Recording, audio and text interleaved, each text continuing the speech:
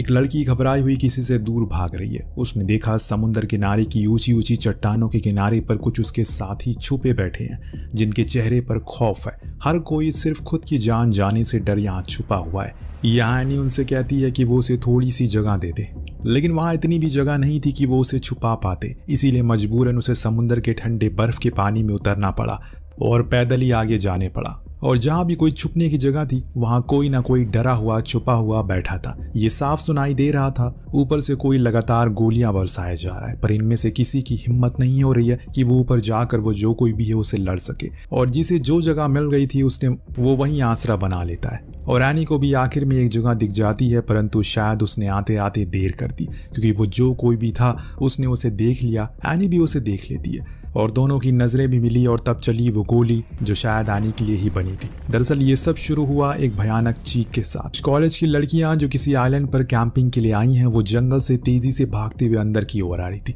बाकी को भी कह रही थी कि जल्दी चलो, जल्दी छुप जाओ, वो इधर ही आ रहा है। वहीं एनी को कुछ भी समझ नहीं आया कि असल में बात क्या है। उसने बस वही किया जो बाकी कर रहे थे। सभी ने पास बने एक वुडन कॉटेज में आसरा लिया और वहीं छुप गए। जिसके भी ऊपर नजरें जा रही थी, किसी की आंखों में सिर्फ एक डर था, पर एनी को तो अपनी बहन की फिक्र थी जो अभी भी अपने कैंप में सो रही थी। इतने में बाहर से 3 बार लगातार गोली की आवाज आई। एनी समझ गई असल में मसला क्या है। यहाँ गोलियों की गूंज सब समझ गए थे कि उस हमलावर के पास असला बारूद की कोई कमी नहीं है और इसीलिए वो इतनी देर बिना रुके सभी को मारे जा रहा है। धीरे धीरे करके उस कॉटेज में स्टूडेंट की संख्या बढ़ती जा रही थी। जो अंदर आ रहा था उनमें से हर किसी की अलग कहानी थी। किसी ने कुछ देखा था तो किसी ने कुछ, पर एनी के दिमाग में कहीं उसे कुछ हो न जाए। उसने अंदर आए स्टूडेंट से पूछा क्या उनमें से किसी को उसकी छोटी बहन दिखाई दी। पहचानने के लिए एनी ने यह भी बताया कि उसने पीले रंग के कपड़े पहने थे। पर यहाँ 600 से अधिक ज्यादा स्टूडेंट थे और उनमें से किसी एक लड़की को ऐसे ढूंढ पाना तो संभव नहीं था।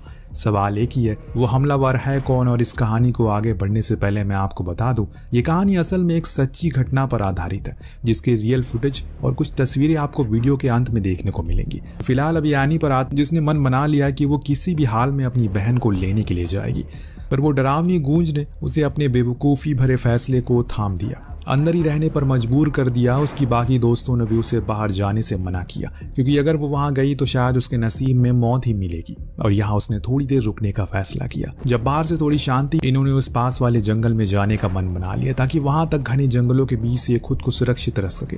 सभी एक बारी में बाहर आया और तेजी से भागने लगे। इस भागा दौड़ी में इनकी नजरें जब आसपास की चीजों पर गई तो इन्हें समझ में आया असल में ये वो इनके बिखरे सामान नहीं है, बल्कि इनके साथियों की लाशें हैं, जिसे उस अज्ञात हमलावर ने मार डाला और बिना किसी खता कसूर के। बीच में भाग रही एनी को एक घायल लड़की मिली। उसने बिना कुछ सोचे समझे उसकी मदद का सोचा, उसे सहारा देकर उसे जंगल की ओर ले जाने लग गई। इन लोगों को यह लग रहा है कि अगर वो वहां से जंगल से बाहर भीतर चले जाएंगे तो हो सकता है कि वो हमलावर इन्हें ढूंढ ना पाए। पर दोस्तों, वो इतना बेवकूफ नहीं था। जब उसने देखा कि ज्यादा लोग एक ही दिशा की तरफ भाग रहे हैं तो उसने भी वही दिशा अपना ली। कान को फाड़ देने वाली गोलियों की आवाज से एनी के साथ भाग रहे कुछ स्टूडेंट एक पत्थर के पीछे जाकर छुप जाते हैं और वहीं लेट जाते हैं। कुछ ने तो अपनी सांसें तक रोक ली ताकि किसी भी प्रकार की कोई आवाज ना हो। लेकिन जब ये आसपास गिर रहे साथियों की चीखें सुनते हैं तो ये खुद को रोक नहीं पाते। तब कुछ अगल बगल वाले थे जो इनके साथी, वो एक दूसरे के मुंह पर हाथ रख के उसे शांत करवाते, वरना एक चू भी उनकी मौत का कारण बन सकती है। एनी ने पुलिस को फोन करके बुलाने की कोशिश की, लेकिन अभी जो हालात हैं, जितने भी स्टूडेंट हैं, हर कोई उसी समय एक साथ फोन कर रहा था। इसी वजह से कनेक्शन हो नहीं पा रहा है। पर एनी हिम्मत नहीं हारती। उसने फोन करना छोड़ा नहीं, बल्कि उनके पास में एक और लड़की थी। उसने भी कहा कि वो भी फोन कर रही है। हो सकता है कि उन दोनों में से किसी का फोन लग जाए। और यहाँ उनकी तरकीब काम कर जाती है। 5 मिनट बाद फोन से संपर्क हो जाता है। खुशी की बात यह थी, उन्हें पहले से पता चल चुका था कि उटोया आइलैंड पर हमला हो चुका है और वहाँ तकरीबन 600 से अधिक स्टूडेंट फंस चुके हैं। पर उनका कहना था कि यह आइलैंड शहर से 100 किलोमीटर दूर है, इसीलिए उन्हें वहाँ पहुँचने में तकरीबन 1 घंटे का समय लग सकता है। ये सुनने के बाद ये लोग मायूस हो जाते हैं, क्योंकि यहाँ तो 5 मिनट भी बिताना जहन्नुम में रहने जैसा है। और वो कह रहे हैं कि हमें 1 घंटा लगेगा, ये तो नामुमकिन सा लग रहा है। अब 10 मिनट के बाद जब डरावनी चीखों की गूंज दूसरी दिशा से आने लग गई तो इन्होंने मन बनाया कि अब हमें पास वाले सबसे छोटे टापू पर जाना चाहिए, जहाँ हो सकता है कि वो हमें ना देखे। इतने में अचानक एक भागता हुआ स्टूडेंट के पास आया, बताने लगा कि वहां तो सभी मार चुके हैं, बस लाशें बिखरी है वहां चारों तरफ। ये जानने के बाद तो बेचारी एनी की हलक सूख गई। कहीं उन लाशों में उसकी बहन ना हो। एनी को छोड़ बाकियों का ये कहना था, अगर हम उस छोटे टापू तक पहुंच जाएंगे तो हम समुद्र में स्विम करके पास वाले बॉय तक भी जा सकते हैं, जहां पर हो सकता है कि कुछ मदद के लिए हो, जैसे कि पास से गुजर रहे शिप हमें देख ले और हमें बचा ले। एनी को अभी सिर्फ अपनी बहन की फिक्र थी, इसलिए उसने बाकियों को आगे जाने को कहा और खुद उसी कैंप वाली दिशा की ओर जाने लगी जहां सारी गोलीबारी हुई थी। हालांकि बाकियों ने उसे आवाज लगाई, वापस आने को बोला, लेकिन वो अब नहीं सुनने वाली थी। घुटनों के बल रेंगते हुए वो धीमी धीमे सिर्फ उसी तरफ जा रही थी। उसे ये अच्छे से पता है कि उसकी एक गलती की कीमत उसे अपनी मौत से चुकानी होगी। जब उसने देखा कि आगे का रास्ता साफ है तो वो तेजी से कैंप की तरफ भाग गई। प्रभाव से पहले कुछ कदमों के बाद एक पीले रंग की जैकेट पहना एक छोटा लड़का दिख गया जो एकदम खामोशी से बस एक ही तरफ देखे जा रहा था। एनी ने उसे पूछा कि वो यहाँ क्या कर रहा है, उसके लिए यह रहना सेफ नहीं है, लेकिन वो कुछ नहीं बोला, बस उसी तरफ देख रहा था। एनी ने एक बारी तो सोचा कि वो आगे बढ़ जाए, लेकिन जब उसने उसके कपड़ों के रंग को देखा तो उसका दिल पसीज गया, इसीलिए वो उसे शांत करने लग गई। और बातों के दौरान पता चला कि वो यहाँ से नहीं जाएगा क्योंकि उसके बड़े भाई ने कहा था कि वो उसे लेने के लिए यहीं पर आएगा। अगर वो चला गया तो वो कभी वो ढूंढ नहीं पाएगा। एनी ने झूठ कहा कि वो उसके भाई की गर्लफ्रेंड है और उसने मुझसे कहा कि तुम्हें जंगल में जाना होगा। ये जानकर वो छोटा लड़का उठने को राजी हो गया और जंगल की ओर भागने लगा। जाते जाते हुए एनी की नजरें उसके पीले जैकेट पर ही थी जो उसे बार बार याद दिला रही थी कि वो चाह कर भी सबको अंत तक बचा नहीं सकती, इसीलिए सबसे पहले उसे अपनी बहन को बचाना होगा क्योंकि उसके लिए वो सबसे कीमती है।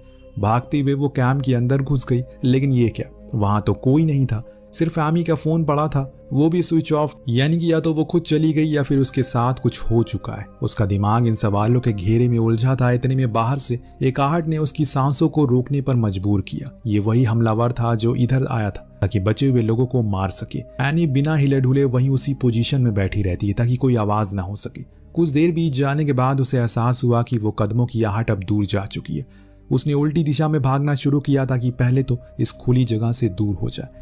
एमिली को उसने हर जगह ढूंढा सिवाय एक जगह के, वो थी समुद्र का किनारा जहां हो सकता है कुछ बच्चे अभी बचे हों। तो अब वो उसी तरफ जाने लगती। अभी तक हमें ये बताया नहीं गया है कि ये हमलावर कितने हैं और आखिर उनका मकसद क्या है, किस लिए वो ऐसे बिना सोचे समझे लोगों को मार रहे हैं। इन सवालों का जवाब तो आगे चल के मिलेगा, पहले हमें ये पता लगाना है कि एमिली वहीं पर है या फिर नहीं। तेजी से चट्टान की ओर भागते हुए एमिली के दिमाग में सिर्फ और सिर्फ एक ही ख्याल आ रहा है, क्या उसकी बहन जिंदा है या नहीं। इतने में अचानक पीछे से एक धीमी सी मदद की गुहार आई। वो सन रह गई कि आखिर यहाँ कौन हो सकता है। उसने अपनी गर्दन पीछे की, वहां एक छोटी लड़की गिरी पड़ी थी। उसकी हालत बुरी हो चुकी थी, वो हिलडुल नहीं पा रही थी। दरअसल उसकी पीठ पर गोली लगी थी जिससे एक बड़ा सा घाव बन चुका है और उसी में से खून लगातार बहता जा रहा है। एनी ने फौरन अपनी जैकेट उतारी, उसके घाव पर बांधी और सोचा कि इसे बचाना होगा, इसीलिए वो दोबारा ऊपर गई और वहां थोड़ी देर इंतजार किया। हो सकता है कि कोई स्टूडेंट उसे मिल जाए जो उसकी मदद करे। और तभी अचानक वहां एक एक करके बहुत सारे स्टूडेंट आने लगते हैं जिनके आगे वो हाथ जोड़कर विनती करती है। वहां एक छोटी लड़की घायल है, हमें उसे बचाना होगा। लेकिन ताज्जुब की बात थी कि एक भी बंदा या फिर एक भी बंदी रुकी नहीं। उन्हें सिर्फ खुद की जान की फिक्र थी, लेकिन एनी उनमें से नहीं थी। उसके अंदर इंसानियत थी। वो दोबारा उसके पास गई और उसके साथ में लेट गई। अब उसने मन बना लिया है कि वो उसे अपनी बाहों में उठाकर नीचे लेकर जाएगी ताकि वहां जान बचा सके। लेकिन जो भी स्टूडेंट भागकर उस तरफ जा रहे थे वो दोबारा इसी तरफ आने लगते हैं और इस बारी वो डर से नहीं बल्कि मौत से भाग रहे थे क्योंकि उनके पीछे वही हमलावर अब दोबारा पड़ चुका है। यानी से वो तकरीबन 10 मीटर की दूरी पर है। यहाँ तक कि उस छोटी लड़की ने भी उसे देख लिया है। उसके मुंह से आवाज निकलने वाली थी, तभी उसने उसके मुंह और नाक दोनों को अपने हाथ से बंद कर दिया, वरना दोनों मारे जाएंगे। जब वो अज्ञात हमलावर वहां भी कत्लेआम मचा लेता है तो आगे बढ़ता है, लेकिन इधर जब एनी ने अपने हाथ उस लड़की के मुंह से हटाया तो वो अपना दम तोड़ चुकी थी। ये मंजर देखकर उसे बहुत डरा देता है, पर इससे भी बुरी चीज ये होती है उसी समय उस लड़की के फोन पर उसकी माँ का वीडियो कॉल आता है। अब एनी क्या करे, उसके अंदर हिम्मत नहीं है कि वो उस वीडियो कॉल को उठा सके। आखिर वो उसकी माँ से क्या बोलेगी कि आपकी बेटी ने मेरे हाथों में अपना दम तोड़ा है। उसके अंदर हिम्मत ही नहीं बची थी। उसने उस लड़की को वहीं छोड़ दिया और खुद तेजी से नीचे की ओर भागने लगी। उसकी रफ्तार ज्यादा होने के कारण वो गिरते पड़ते नीचे पहुंचती है। तभी उसे एक चॉपर की आवाज आई। शायद मदद के लिए वो लोग आ चुके हैं, पर दोस्तों ये आवाज जान बचाने की नहीं बल्कि जान लेने की थी। दरअसल ये चॉपर उन्हीं हमलावरों का था जो उन छुपे हुए स्टूडेंट को ढूंढ ढूंढ कर मार रहे थे। यानी जब नीचे की ओर भाग रही थी उसे ऊपर से उन स्टूडेंट की मौत की चीख सुनाई देती है जिन्हें उस चॉपर ने देखकर उन्हें मार डाला था। वो खुद भी कहीं छुपने के लिए जगह ढूंढ रही थी। पर बहन को ढूंढने के चक्कर में इतना समय निकल चुका है कि अब जहां भी वो थोड़ी बहुत जगह है वहां पहले से मौत से डरे हुए स्टूडेंट छुपे हैं और वो कहां जाए उसे खुद समझ नहीं आ रहा है। एनी ने उन सभी के चेहरों पर वो खौफ देखा था जिसको वो लफ्जों में बयान नहीं कर पाएगी। कई मीटर तक चलने के बाद उसे आखिर में एक जगह मिलती है, लेकिन इसमें भी एक खोट थी। इस जगह को आसानी से ऊपर से देखा जा सकता है और ऐसे में उसका यहाँ छुपना बेकार है। अब एनी ने अपने ऊपर खुद के काबू को खो दिया है। उसकी जगह अगर कोई भी होता तो उसके साथ सेम यही होता। अगर आपको पहले ही पता चल जाए कि आपकी मौत होने वाली है तो आप भी उसी तरह बर्ताव करेंगे। एनी ने अपने जूते उतारे और समुद्र में कूद गई। उसका मानना है कि वो सामने वाले किनारे तक तैर कर जाएगी, खुद की जान बचा लेगी। लेकिन जब उसने समुद्र में तैरती हुई लाशों और उन्हें करीब से देखा तो उसके होश उड़ गए। उन लाशों ने उसे वापस होश में ला दिया। जो वो करने के लिए जा रही है वो पहले कई सारे लोगों ने कर दिया है। किनारे पर जाने के बजाय वो हमेशा के लिए खत्म हो गए। माहौल बहुत ज्यादा डरावना हो चुका है। सभी को 1 घंटा बीत जाने का इंतजार था। ठंडे पानी से होते हुए वापस किसी आश्रय की तलाश में निकल पड़ी। तभी उसे एक किनारे मिल गया जहां उसे पहले से कुछ साथी छुपे थे। एनी भी वहां छुप गई और वहां पहले से मौजूद एक लड़की ने उसे धक्का देकर दूर कर दिया। एनी समझ गई कि यहाँ उसके लिए जगह नहीं है। उसने फिर से अपने कदम बढ़ाना शुरू किए। ठंडे पानी उसके शरीर को अब कमजोर कर रहे हैं। ऊपर से वो गोलियों की आवाजें उसके सर पर मानो हथौड़े की तरह पड़ रही हैं, जो उसकी बची कुची किस्मत को तोड़ रही हैं। और एक बारी तो उसे ये भी लगा कि अब वो नहीं बचेगी, बस आगे बढ़ती चली जा रही है। यहाँ तक उसे ख्याल नहीं आया उसके पीछे से कोई आवाज लगा रहा है। दरअसल ये मार्क था जो उसका क्लासमेट है। उसने एनी को जोर से पुकारा तब वो जाकर सुनी। 4 लोगों के इस समूह में उसे भी शामिल कर लिया। एक छोटी सी जगह पर छुपा लिया ताकि वो बच जाए। अब एनी को लगने लगा है कि वो शायद बच जाएगी क्योंकि ये जगह सुरक्षित लग रही है। उसे ऊपर से मार्क उसका अच्छा साथी है तो वो उसे यहाँ से भगाएगा नहीं। लेकिन ये सिर्फ उसका एक भ्रम था। उसे छुपे हुए 2 मिनट भी नहीं हुए कि ऊपर से फिर से बंदूक से निकली वो मौत की गोलियों की ध्वनि उनके कानों में सुनाई देने लगती है। और इस आवाज को अनसुना करने के लिए उन्होंने अपने कान बंद कर लिए। कुछ मिनटों के बाद वो आवाज थम गई। इन्हें लगा कि शायद हमला टल गया, लेकिन ये गलत थे।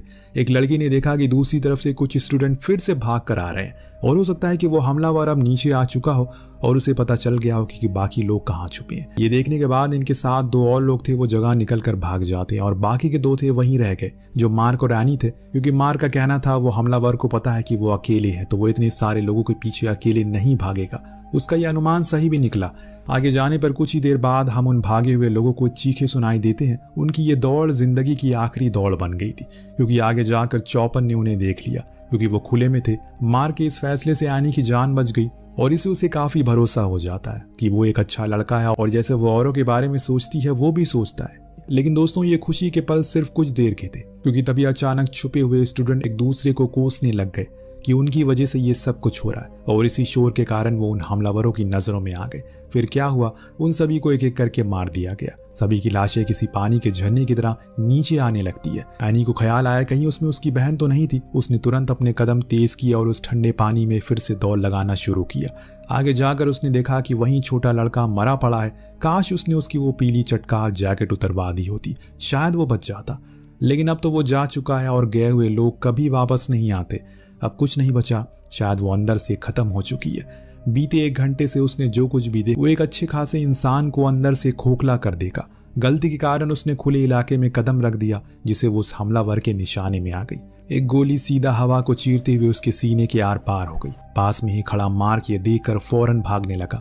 अंत में जाकर उसने वो दिख गया जिसके लिए वो 55 मिनट से भाग रही थी, तड़प रही थी।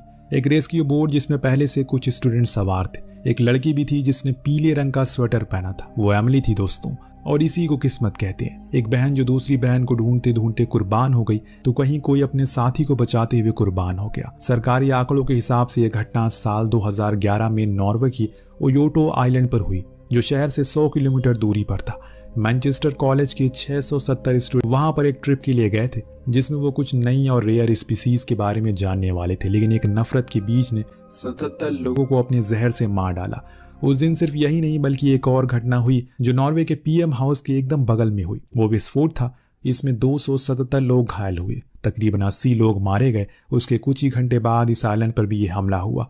लोगों का कहना था ये हमला एक खास पॉलिटिकल एजेंडा के तहत करवाया गया, क्योंकि वहां एक मेजर पॉलिटिकल शिफ्ट होने वाला था जो वहां की पहले की सरकार को पसंद नहीं था। वो नहीं चाहती थी उनकी पावर जाए, इसीलिए उन्होंने दूसरी पार्टी को मुजरिम साबित करने के लिए सब कुछ किया ताकि वो लोग कभी भी सत्ता से दूर ना हो। और इसी को शायद पॉलिटिक्स कहते हैं। आपको कहानी कैसी लगी हमें कमेंट करके जरूर बताएगा। मिलते हैं अगली वीडियो में। Thank you so much watching. Peace out.